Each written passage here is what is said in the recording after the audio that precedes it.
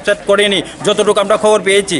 আমাদের দাবি থাকবে যে এই যে পূজার সময় যদি আমরা এই অনুদানটা না পাই, আমরা এই পূজার সময় যদি অনুদানটা পাই, আগামী দিনে এই অনুদানের ব্যাপার নিয়ে আমরা এখানে ঘেরাও হবে, সুপারিনটেন্ডেন্ট অফিস ঘেরাও হবে এবং আমরা কর্মবিরতিতে যেতে পারি। আমাদের সেই অবস্থা দেখেন আমাদের কর্মীরা কী অবস্থা।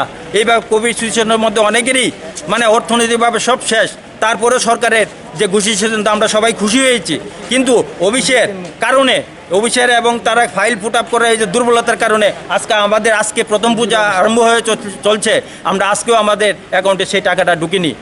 এই বলে আমাদের মধ্যে সবাই বিক্ষোভ সৃষ্টি হয়েছে।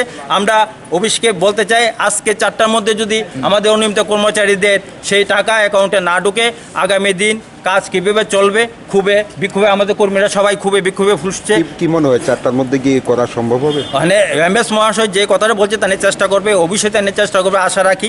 আর যদি চেষ্টাতে উনি সফলতা না হয় তাহলে অফিসে যেই ফাইল তারা পুট আপ করতে ভুল করেছে এবং সেই সব কর্মচারীরা যারা আমাদেরকে হয়রানি করার জন্য যেসব কর্মচারী দায়ী, আমি সরকারকে এবং ডিএইচএসকে এবং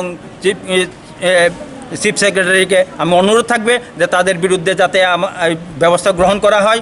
কারণ আমাদের কর্মীরা সবাই গরিব, 4,000, 5,000, 6,000 টাকা বেতন পায়, পূজার আনন্দটা তারা ম্লান করে দেবে এবার।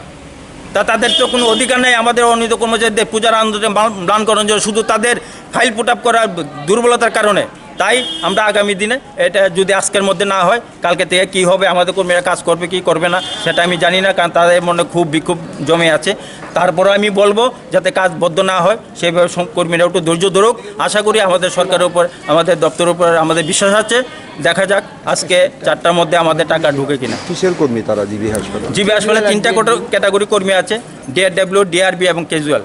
কারো টাকা এখন পর্যন্ত অ্যাকাউন্টে ঢুকেনি পূজার যে অ্যাডভান্স বা অনুদানটা। মোট কতজন মানে কর্মী আছে? আমরা এখানে প্রায় 200 জনের মতো আছে, সব মিলে 270 জন। যদি আপনাদের পাওনা না পান তাহলে আগামী দিনে কি আগামী দিনে আমরা ঊর্ধ্বতন কর্তৃপক্ষের মিলিত হব এবং আমাদের যে পূজার আনন্দটাকে ম্লান করার জন্য যারা দায়ী তাদের বিরুদ্ধে আমরা সোচ্চার হব। আপনার পরিচয়টা? আমি বাবুল আচার্য, অনিয়মিত কর্মচারী।